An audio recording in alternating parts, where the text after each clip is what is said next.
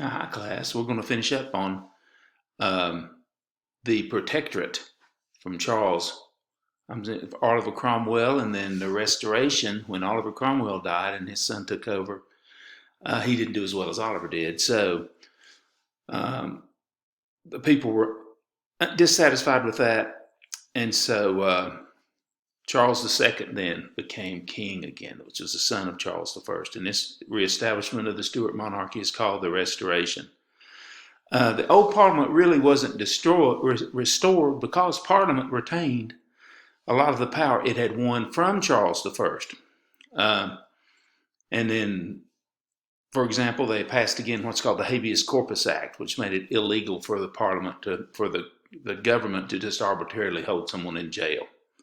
Although his power was limited, Charles II tried to stay financially independent of Parliament, but he did very little that really helped France. He didn't profess Roman Catholicism until he was on his deathbed. So, since he had no legitimate children, he was succeeded by his brother, James II. James was, however, an ardent Catholic and a firm believer in absolutism.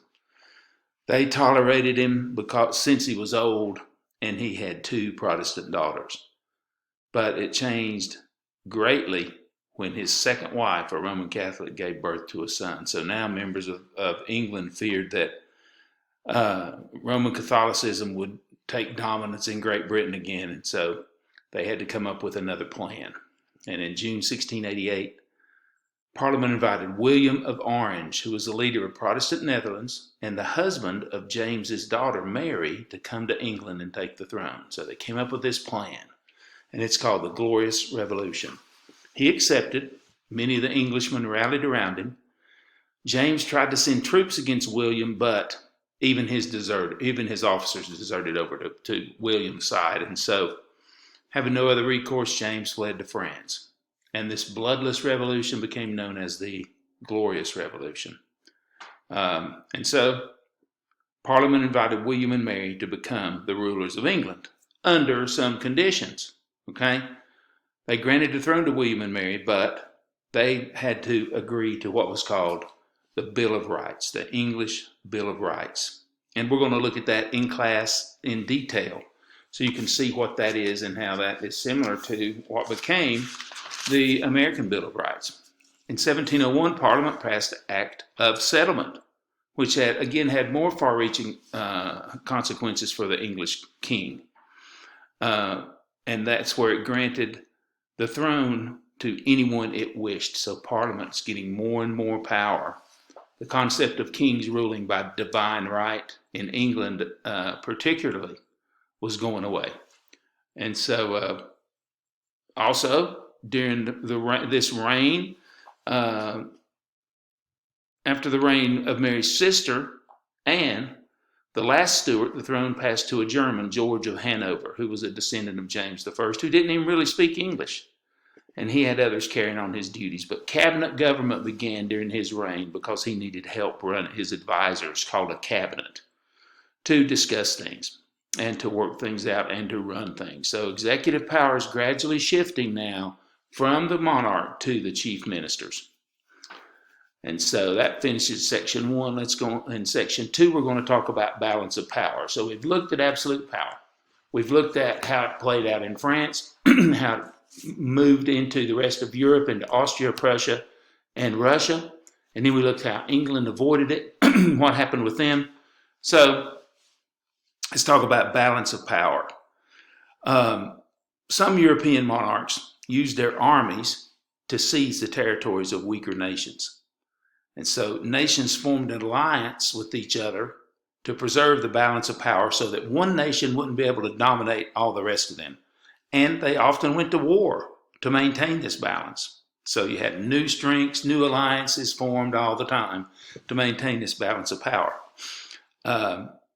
Despite many of the changes in alliances, you had some people that just remained enemies. Prussia always was against Austria, and England was always aligned against France. So those things were common. Let's look at several wars that took place to maintain this balance of power. The War of Spanish Succession.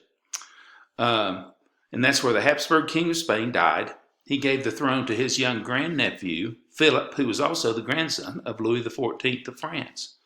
So Louis saw the opportunity here to take more territory, so he gave the Spanish throne to Philip. And of course, the rest of the nations in Europe fear what the union of France and Spain might bring, so they form what's called the Grand Alliance to block Louis's actions. And so the English were also fighting the French in North America over this in what was called Queen Anne's War. So the war ended in 1713 with the signing of what's called the Treaty of Utrecht. A couple of provisions of that, which Treaty of Utrecht is pretty important. Philip was allowed to retain the throne of Spain as long as he wasn't united with France. Spain had to surrender her possessions in the Netherlands and in the Mediterranean area to Austria, and Britain won a lot of Canadian territories from France, Newfoundland, Nova Scotia, and the Hudson Bay Territory, and Britain also kept the strategic Mediterranean port of Gibraltar. And during the war, England and Scotland were united into a single kingdom called Great Britain. And so from beginning at this time, it's proper to speak of Britain rather than England when we're talking about that country. The second war they did to maintain the balance of power that happened was the War of Austrian Succession, which is a conflict that spread over 3 continents. It's really maybe one of the first world wars. The Emperor of Austria, Charles VI, drew up a document called the Pragmatic Sanction to prevent Austria's neighbors from taking advantage of his daughter, Maria Theresa, once she came to the Austrian throne. And so the ones that signed it agreed to respect the territories of Austria, but one ruler who had no intention of binding it was, guess what, one of our good friends from Prussia, Frederick II. He wanted the rich mining area of Silesia, which belonged to Austria, and decided to seize it. And so in August 1740, he invaded the province, and by the following year, they had firm hold on Silesia and signed a peace treaty with Austria. But then France entered the war against Austria, hoping to gain territory at Austria's expense. Spain also entered the war to gain land, Italian land, that they lost to Austria. So Britain, fearful of French power and Prussia's threat to Britain, entered the war on the side of Austria. And so still it wasn't confined to the European continent. It spread to North America too, where the British defeated the French, and even to India, where the French defeated the British. So finally, they just got tired of fighting. And they decided to end the conflict, signed what's called the Treaty of Aix-la-Chapelle in 1748. But all it did was just put a pause to the fighting. It didn't solve anything, because except for Silesia, which Frederick was allowed to keep, the treaty just restored the way things were before. And then the 7 Years' War. The 7 Years' War, called the French and Indian War in North America, that you're probably more familiar with that name, broke out between France and Britain in the New World. And at the same time, Frederick II decided to take more of Austria's territory. But Frederick miscalculated. France unexpectedly changed their mind, and France put aside her old antagonism toward Austria and joined Austria to stop Prussian expansion.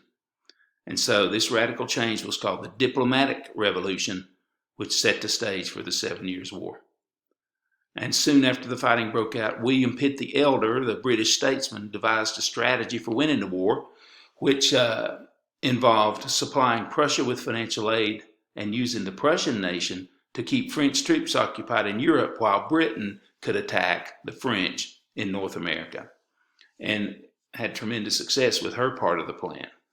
By the end of the war, they'd seized many French ports, had captured the key French city of Quebec. But in Europe, Prussia ran into difficulties. Frederick II invaded the neighboring kingdom of Saxony, but soon found himself surrounded by enemies. Russia, Sweden, the German states, Spain had joined France and Austria in opposing Prussia.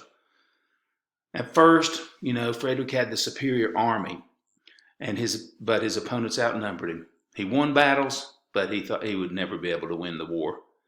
And in addition, George III became the new British monarch in 760, and he cut off all subsidies to Prussia. So, in 1762, a new Russian Tsar who greatly admired Frederick came to the throne, withdrew his troops from Prussian territory, and signed a treaty with Frederick. The Treaty of Hubertsburg brought the war to a close on the continent of Europe. And then later on, France, Britain, and Spain signed the Treaty of Paris, which ended the French and Indian War.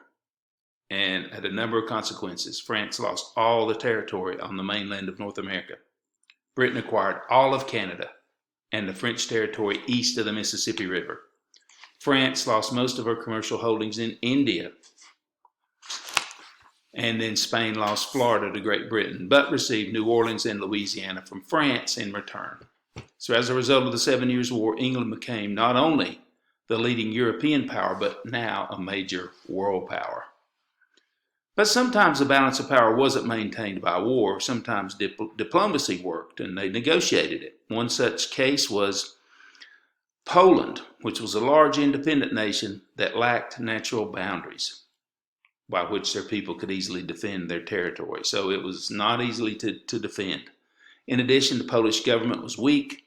Her greedy neighbors, Prussia, Russia, and Austria, all plotted on how they could get parts of Poland, and through a secret deal, the three agreed to partition Poland among themselves.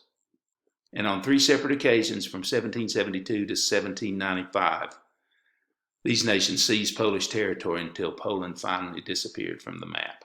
And it was not until after World War I, over 120 years later, that Poland again existed as an independent nation.